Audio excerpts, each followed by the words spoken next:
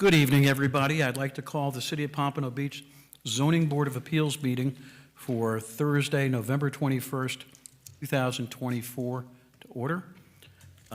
Please call the roll. Joe Sacchuzzi. Here. Nicole Kopic. Here. Penny Cutt. Here. Allison Morales. Here. Charlotte Burry. Here. Daniel Yaffe. Here. Thank you. We do have a quorum. We are the Zoning Board of Appeals for the City of Pompano Beach. We are here to listen to variance, special exception, temporary permits, all kinds of exceptions to the zoning code. We're made of 6 people, this board. The 3 folks to my left and the 2 folks to my right comprise the board.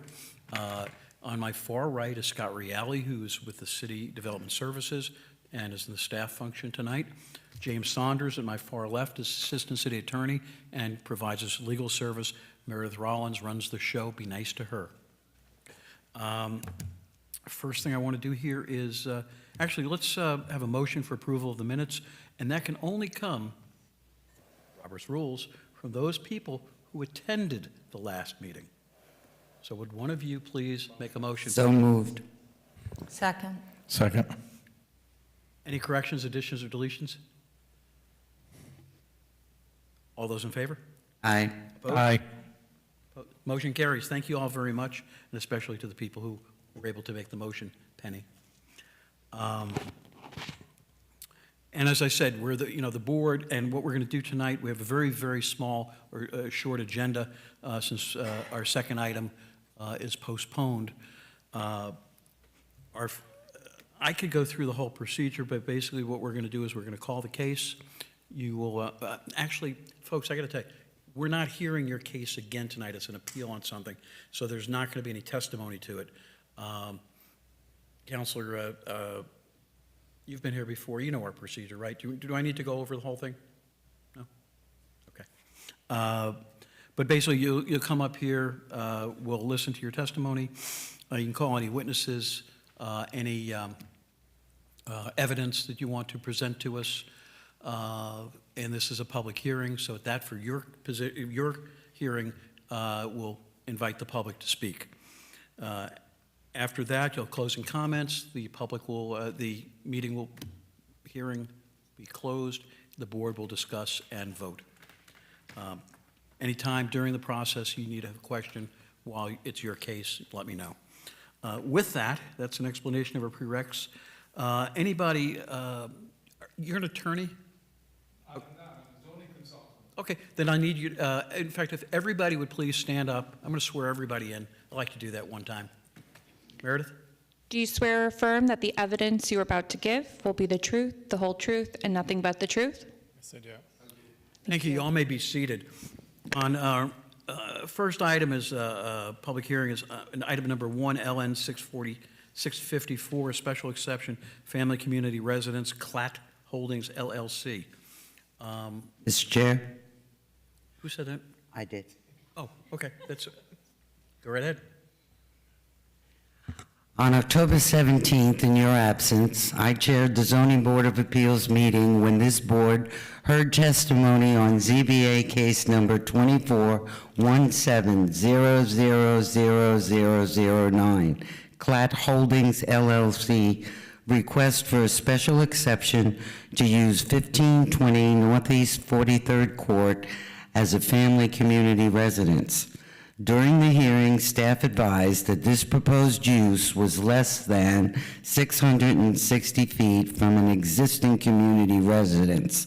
I was later informed by our board staff and board counsel that staff also advised the board that after additional measurements were taken, the proposed use was actually 1,760 feet, measuring actual walking distance from the nearest community residence, and therefore not interfering with the normalization and community integration or the residents of either the proposed location or the existing location, and will not change the residential character of the surrounding neighborhood, clearly within the permissible standards of our city code.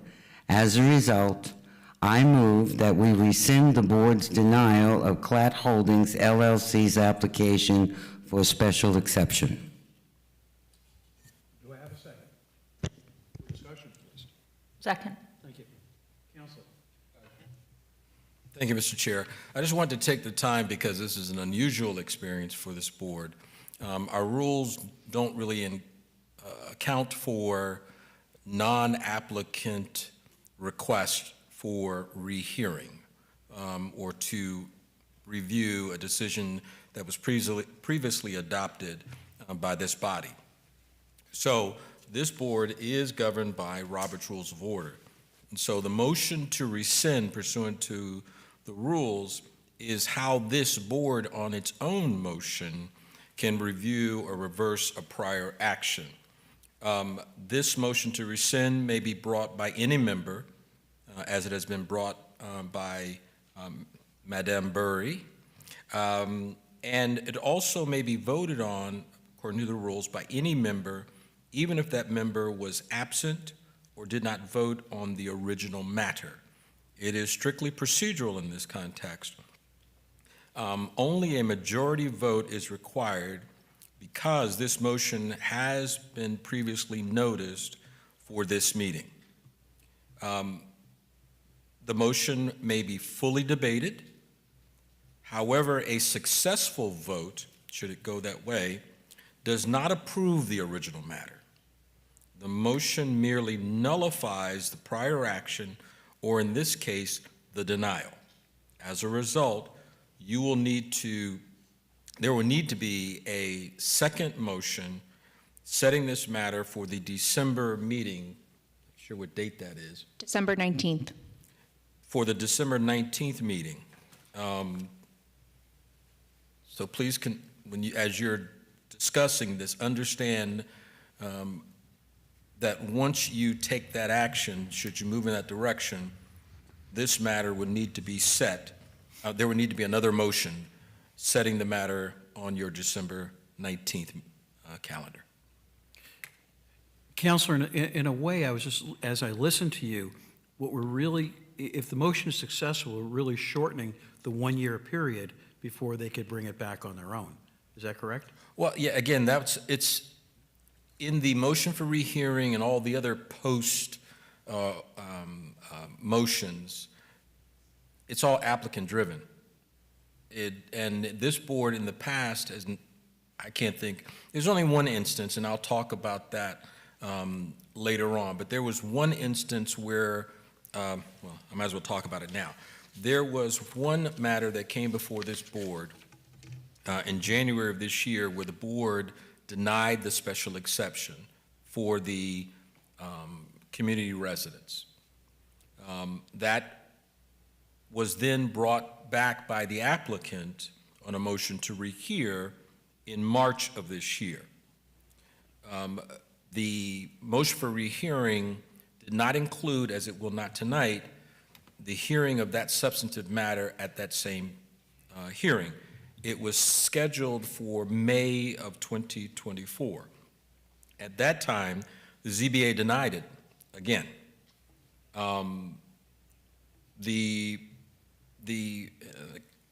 There was a board member who at that time, similar to this, expressed their concern and that they had thoroughly reviewed and was concerned about their vote.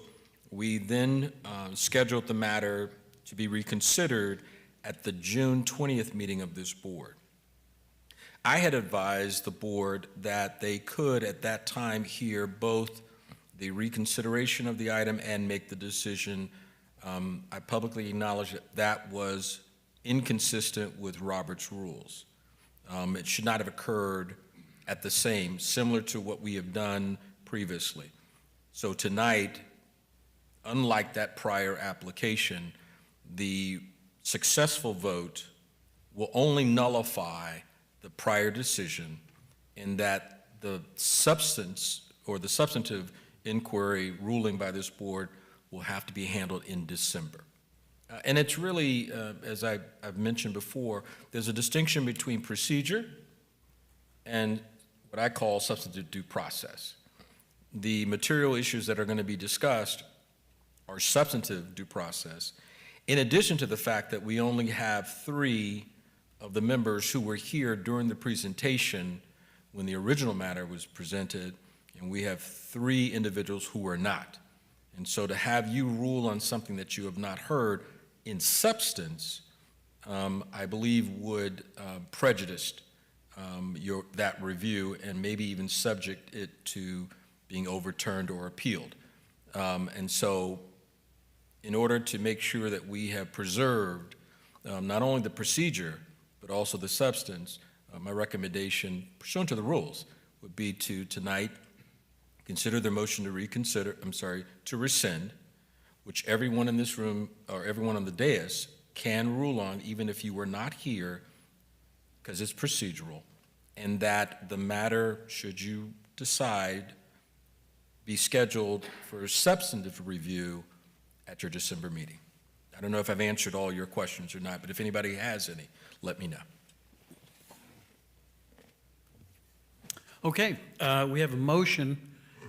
It's been made and seconded to rescind the previous decision. I think everybody understands this is not going to grant the party's request. It's simply going to give them another opportunity to really have a new hearing on the same matter. Discussion. You look like you're ready to say something. No, I was just going to make a motion to rehear it on the December meeting. Well, we have a motion. Vote on this one first. We have a motion on the did. floor Okay. right now to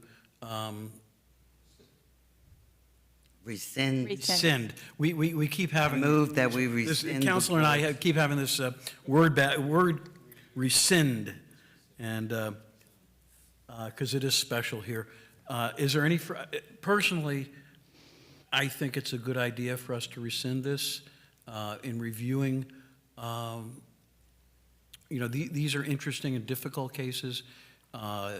Decisions are made on inches and feet.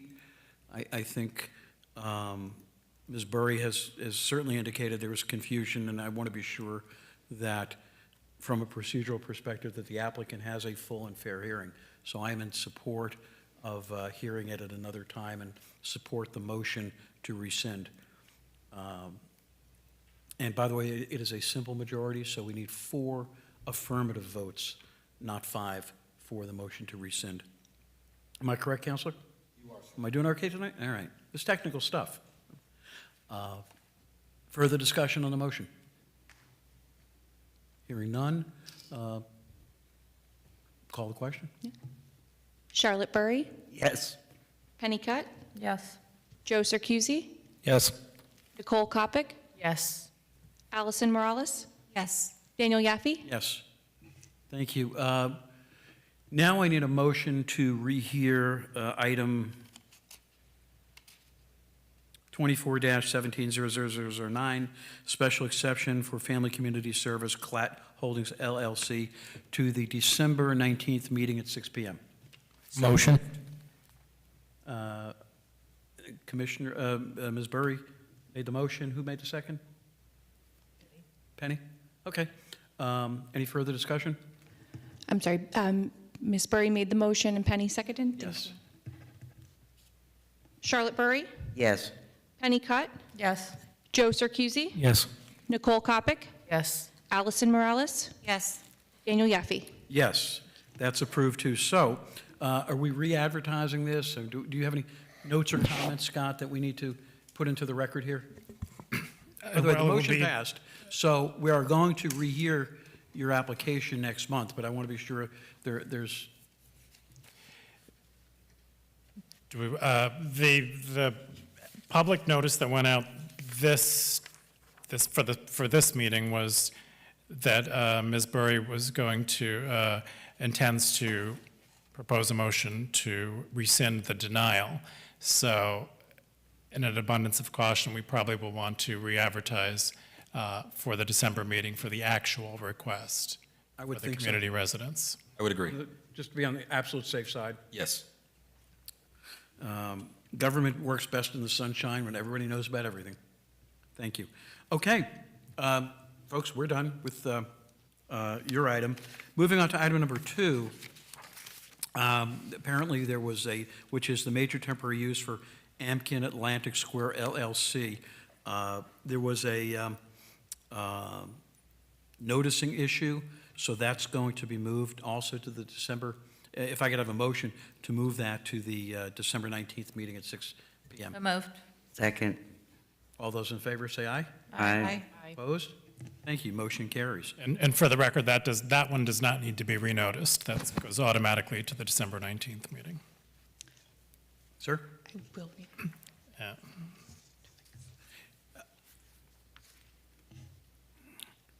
Item number 3, a variance for RWA Properties LLC. I'm sorry, if you give us your name, address, and tell me if you've been sworn in. My name I'm is really Jim gonna be Fraga. I'm a landscape architect working for MD Science Labs, the tenant of the building. Okay, thank you. And before we go, and I just, huh? Does he read off the narrative? Yeah, Scott's going to do this. He just tell us who he is. And also, just to make it easier for the applicant has told me he does have difficulty hearing and lip reads. So if you're going to speak directly to him. Thank you. You're welcome. Scott. Okay, thank you, Mr. Chair, and good evening, members of the board and everyone else that's here tonight. For the record, Scott Reale with Development Services. This is P&Z application 24-11000011. The applicant landowner is requesting a variance from section 155-3402C, which are the intensity and dimensional standards of the I-1 zoning district of the Pompano Beach zoning code in order to construct a warehouse addition with an 18-foot rear yard setback rather than provide the 30-foot rear yard setback as required by code. The subject property is located in the Turnpike Industrial Park between Florida's Turnpike and Blount Road, approximately 1,000 feet south of Copans Road. The subject property was originally developed in the 1980s along with much of the Turnpike Industrial Park following the 1983 annexation of this area into Pompano Beach. A certificate of occupancy for a 21,658 square foot office warehouse shell was issued on August 21st, 1985 via building permit 85-1596, which was PRA number 10250, with a rear yard setback of 79 feet.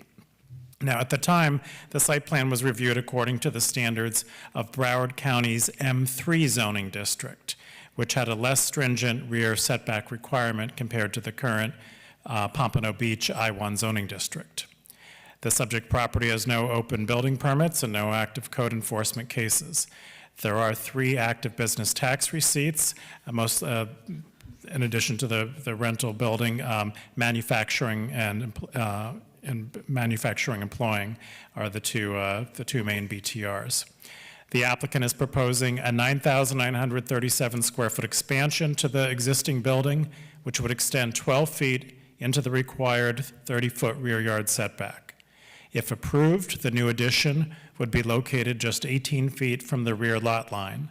It is important to note that many other buildings within the Turnpike Industrial Park are similarly positioned close to their rear lot lines, making the subject property somewhat of an outliner in this regard. Granting this variance would align the property with the prevailing development pattern in the industrial park. The proposed expansion will require major site plan and building design review, as the addition increases the building's gross floor area by approximately 46%. Non-conforming site features, such as parking and landscaping, will need to be upgraded towards compliance with the standards of today's code to the maximum extent practicable. In particular, parking will need to be addressed during DRC site plan review, as the expansion will eliminate several existing parking spaces. Manufacturing and production uses require 1 parking space per 1,000 square feet of gross floor area, excluding the office space. There are 8 variance review standards. They are noted in this staff report. The applicant has addressed each of these in his narrative, and should the board determine that the applicant has provided competent, substantial evidence to satisfy those 8 variance review standards, staff recommends the board include the following 3 conditions as part of the order. 1, obtain all necessary governmental permits and approvals, including major site plan, building design, and building and zoning compliance permits. 2, rear setback relief is limited to the proposed building addition depicted on the conceptual site plan submitted with this application. Any additional encroachments or expansions shall require submission of a new variance or administrative adjustment application. And the 3rd recommended staff condition is revise the site plan to meet the minimum parking requirements or seek additional relief. And that concludes staff's report. Thank you. He had some nice words for you. I don't have much to say after that. On you. Thank you, Scott.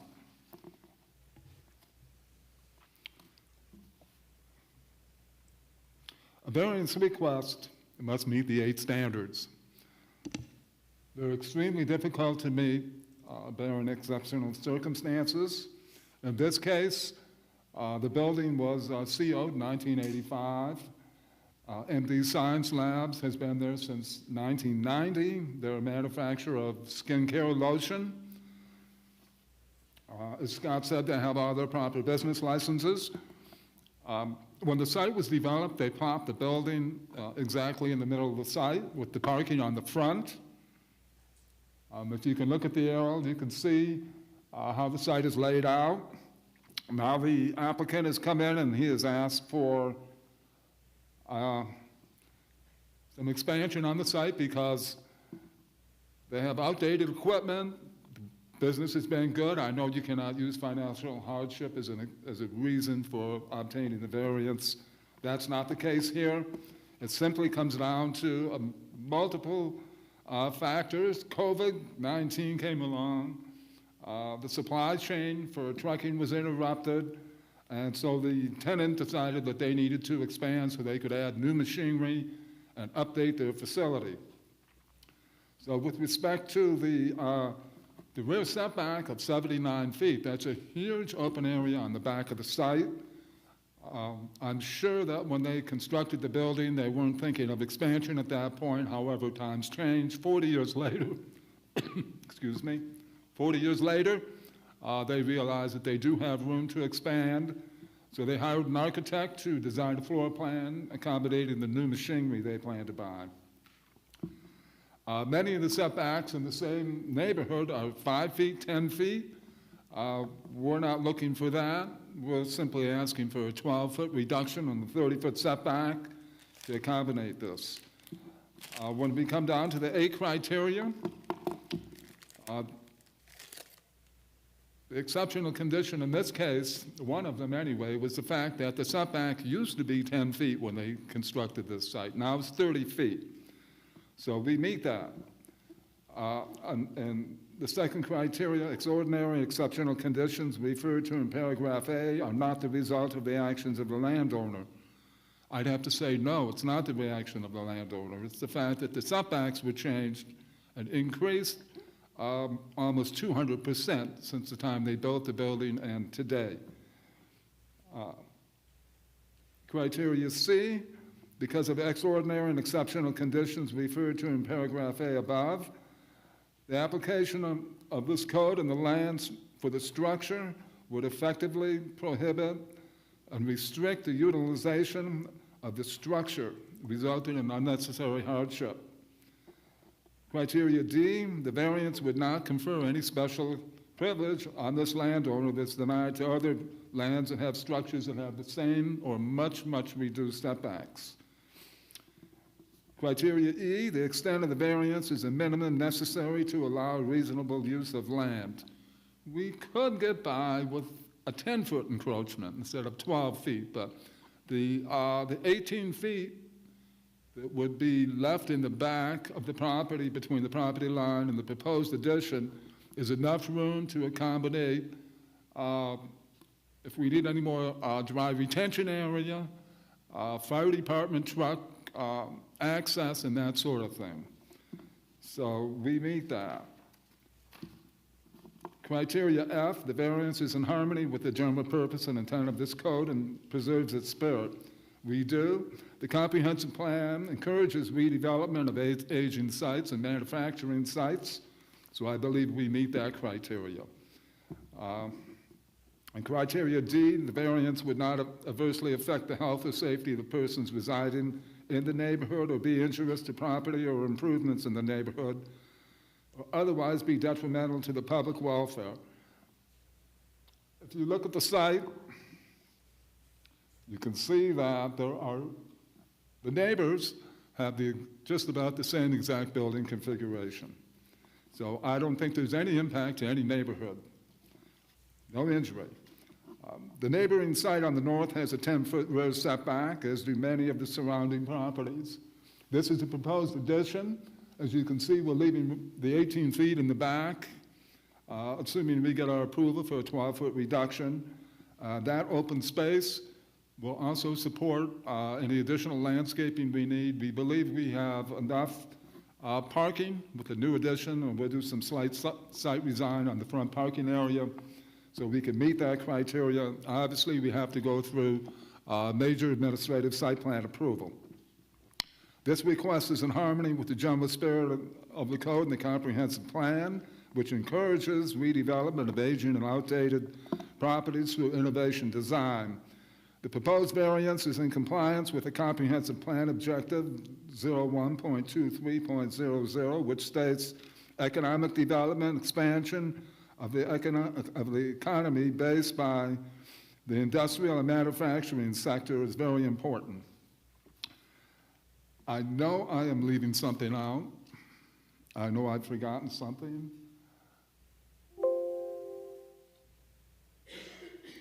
We looked at other design options. We thought we could flip the addition on the other way, and that impacted the fire rescue, access to the site. I've met with the fire department 2 separate times. There's a memo in your package that says that they support our request. And we also have one letter from the general public, somebody that owns a factory in the neighborhood that I don't know, but they provided a letter of support for our request. So that's about all I have to say. Thank you very much. This is a public hearing. Mr. Chair, your mic. Thank you, Ernie. This is a public hearing. Does anyone in the audience wish to speak in support? Hearing none. Does anyone in the audience wish to speak in opposition? It's only you. Hearing none. Again, do we have any correspondence? We have one letter of support. Okay, always good to have support. We have one letter of support. That's correct. And any questions? I have a question. Yes, Scott, you mentioned that they don't meet the parking requirements on this Penny? current site plan? Penny, can you speak directly to the applicant? He's hard of hearing. Yeah, so no, this is a question for Mr. Reale. fine. You mentioned that we don't meet the parking requirements based on the site plan. How many spots are they deficient? That will be worked out during DRC, but the requirement would, based on the, if it's a manufacturing use and they are proposing the full expansion, so that would be 21,680 plus 9,937. I believe that's 30-some spaces, 1 per 1,000. We don't know the exact amount of office space, which wouldn't be included, but I feel comfortable that it can be sorted out during DRC. There is room to, the site's going to need to be changed anyway in the front, just with the increase of landscaping and parking anyway. So if they need relief, that we will address it, whether administratively or a variance at that time, or maybe they will fully comply. But the figures that were listed on the conceptual site plan didn't really seem to match. But I believe that they will be able to ultimately comply with that requirement. So do you believe that you can accommodate the required parking and landscaping on the site with that addition? Yes, I do. We've looked at that before we determined the size of the expansion. Of course, we looked at the parking. We will need 31 parking spaces. We have 22 currently. As I said earlier, when we'll be doing some site redesign, so I believe that we can accommodate the 31 parking spaces by some simple redesign. As a backup, we have an agreement with the neighbor on the right for a potential shared parking agreement just in case. I know that we have to go through a major site plan amendment, so they will make that decision. That's down the road. That's in the next couple of months after we apply for that. But I'm confident we'll meet the parking requirements without benefit of a variance. And what about the additional landscaping requirements? If you can see by the picture, the landscaping is very mature. We have a lot of oak trees, mahogany trees. We may need to put some hedge material in the front. As part of our site plan amendment, we of course have to furnish a new landscape plan. So that will indicate any new landscaping, which we're expecting to do. So you believe you can accommodate the required landscaping and the required parking with this one variance and no further variances? That's correct, yes. Do you have a site plan showing that, or not at this point? I have a site plan, yes. I mean, we saw the site plan, but it doesn't show the landscaping and parking accommodated. It does not, because originally we were going to come. The reason it doesn't show those features is because we have not done the final design yet. Typically, in a case like this, if we are not going to get the variance, then it's back to the drawing board. If we are approved tonight, then I'd be glad to provide landscape plans that show sufficient landscape buffers that meet code requirements as well as the parking. Interesting. Any other questions? Yeah, for Scott. Penny, great questions. So the questions that she asked, Scott, if we approve it tonight, it goes forward, and then they can approve from there that there wasn't enough parking, blah, blah, blah, and it's, Correct. That will be- The it won't move forward. exactly. It can't get site plan approval unless they meet their parking or obtain relief or have a shared parking agreement with the adjacent tenant. So there's a number of mechanisms to ensure that this doesn't automatically give you that, the addition unless all those other requirements are met. Does a shared parking agreement require a variance? No, it does not require a variance. Sir, any closing comments? I appreciate the board's time. I'll have one comment after the vote. Thank you. Well, if you need to make an on-the-record comment, Okay, This is your opportunity. I'm finished. okay. I'm I just- finished. I want to be sure that you have that opportunity. But you can always yell at us later. I'm satisfied. I think the board understands the request, and it's in your hands. Thank you. Public hearing is now closed. Board discussion or a motion, and a motion. Mr. Chair, Yes, ma'am. in planning and zoning case 24-11000011, I move that we find there is competent and substantial evidence in the record that all the requirements for granting the variance have been met, and that we grant the variance subject to the 3 conditions requested by staff. May I have a second? Second. Thank you. We have a motion made and seconded. I'll just comment real quickly. This is one of those situations where we have an older property that's, I don't know how many different county, city, all kinds of regulations that have changed all these setbacks. And I think that this setback is pretty much a de minimis amount when you compare and look at all the neighbors and the surrounding buildings. It brings them pretty much to the same place everybody else is. Any other comments? Call the question. Charlotte Burry, Yes. Joe Circusi, Yes. Nicole Kopic, Yes. Penny Cutt, Yes. Allison Morales, Yes. Daniel Yaffe. Yes, Yes. You got it? you got it. Okay, the comment I Unanimously. wanted to make was, I've been before this board 3 times. Mr. Yaffe has never given me approval before. Thank you. Wait a minute, that means you batted .333. If you were in the major leagues, that'd be pretty good. That's a good average. You did a great presentation, thank you. Thank you. No wonder why he said that. I know. That's why he waited, you mean? Oh, I know. He's, okay, just to try to get us wrapped up in our agenda, we've got 2 other items. One, if I could just jump on this, Meredith, the last column in this scheduling is the ZBA meetings. Take a look at them. Unless, I've checked for holidays and everything else. I know you have, Meredith. Do we need a motion? Yes, we need a motion. Okay, do I have a motion to approve the ZBA meeting calendar? So moved. Second.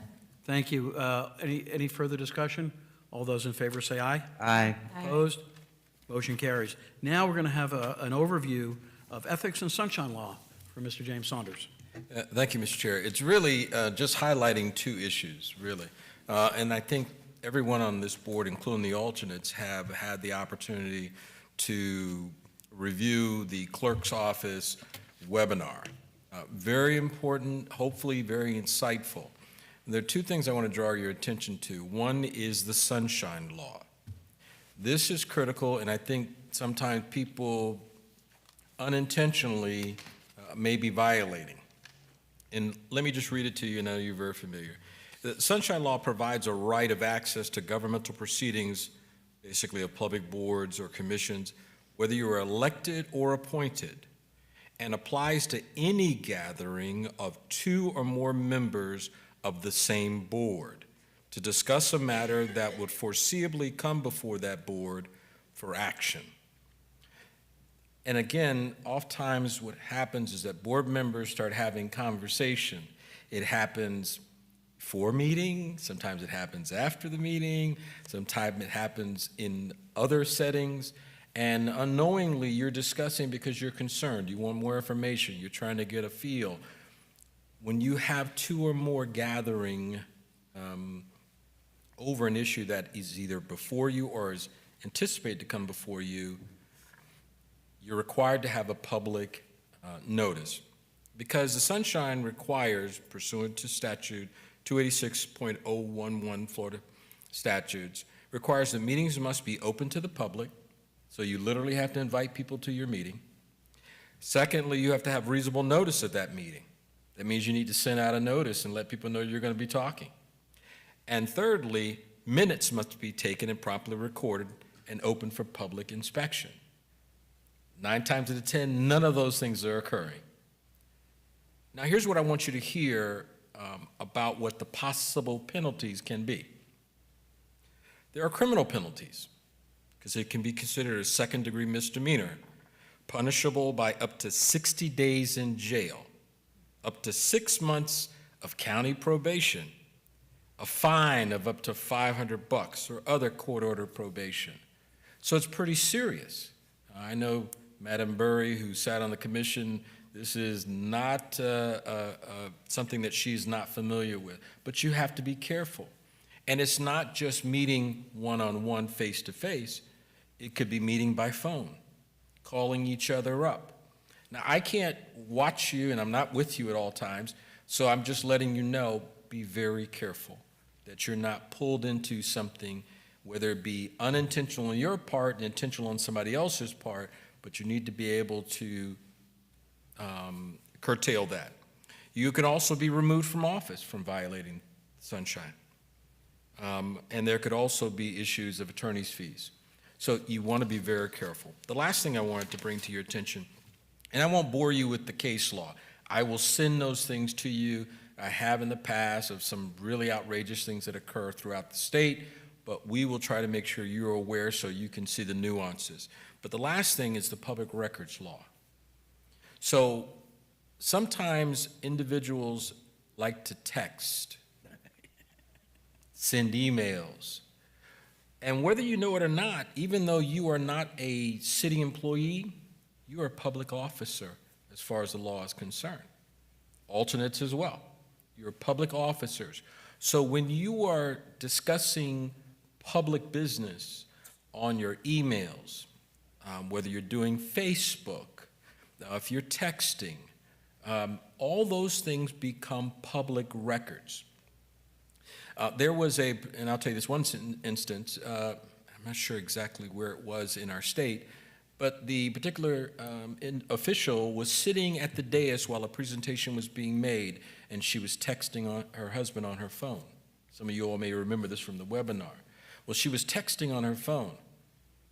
Joe Public, Susie Public, decided she's commenting to somebody about the actual presentation, and I want to know what so they made a public records request.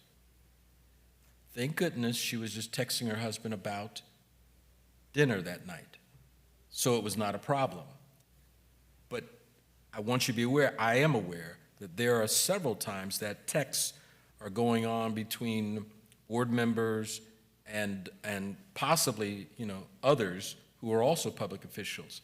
Understand that those documents are public records and they can be requested.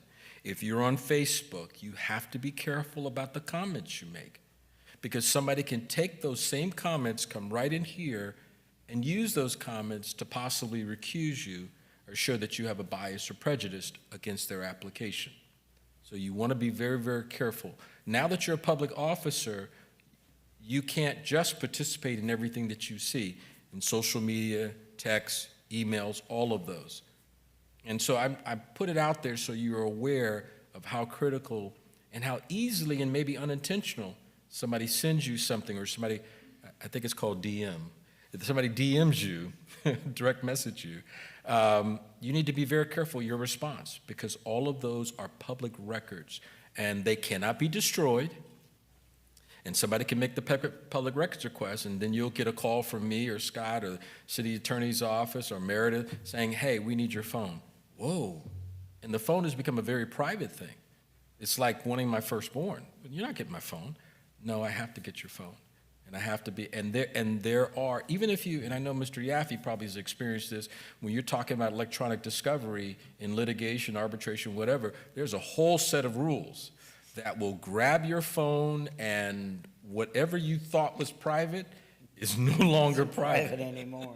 Okay? And I have been in litigation where there are some things that you're like, wow. So be very careful of your communications. And I'm not trying to scare you away from public office, but it is something that the public has a right to know what you're talking about and what you're doing on those instruments and communicating. And when it comes to public business, now, if you're asking about your grandchildren, children, nieces, nephews, where you're going to dinner, restaurant, that kind of thing, you're good, okay? But when you're discussing public business, that's when it becomes an issue. Thank you, Mr. Chair. I have two questions, or two things. One is discussions or communication with the public. When I say discussion, communication, text, phones, in person, with the public, with applicants who will be coming before us, and their representative attorneys or lobbyists, all of those third party, as I refer to the ex parte communication. Yeah, when it comes to ex parte communications, when you're talking about applicants, attorneys representing those individuals, you're going to be required to disclose that. You must disclose that as to what discussions are occurring, not only verbally disclosing it, but you also have to follow it up in writing. And you may have to recuse yourself from voting because of those conversations. So if you have been, and sometimes some of you all have been in the meeting where there's been disclosures. I'd like to disclose that attorney so-and-so gave me a call, and the substance now of what the call, if it's about the application, then you need to say that, because what happens often is that no one knows you've been influenced. And so you've got to disclose that. Like I said before, call our office, call Scott, but particularly call our office so that we can be aware of what it is, so I can say right after you've disclosed it, I'll generally ask you the question, will that impact your ability to hear and fairly rule on the application before you, meaning out of the four corners of what's presented to you that evening, can you reasonably rule on that matter? That's generally what I will ask you, or you will ask me, does that present a conflict for me? And I will, hopefully, because you and I have talked before, be able to advise you at that point in time. So that's how we avoid the problems. But yes, you do need to make sure whatever communications you're having with applicants, their representatives, and so forth, you need to, and even if you get a call or a text or an email or you're involved in some kind of discussion with another public official about a matter that's coming before your board, because I know that happens. If you're a little concerned about that conversation, please give me a call. And everybody should know our office number, but my direct line is 954-786-4616. Okay, feel free to give us a call and we can talk through those issues just to make sure that you're not stepping in hot water. Questions? Yeah, I want to follow up on the question that you just asked, actually. So say there was a parking garage and it passed, and someone has asked you about it. Can you say that it passed? I mean, is that anything that you cannot say? I mean, I can answer that. like I've had people ask me like. 30 days. Oh, is it 30? Okay, I don't know. So like I've had people ask me, well, there's somebody that wanted to extend their, extend their dock and all. Did they put it in or whatever? And I would be like, I don't know. Yeah, I always, And it actually wasn't on there, but I was like, I don't know, because that was my answer to them. So I'm just wondering, and then say it passed, and then that following month I seen them 30 days, and then I can say, hey, yeah, that did go, it passed. my suggestion is always when it comes to factual issues about cases, that the gentleman down at the end is the person you direct them to. Because what you may not be aware of is what is happening post that hearing.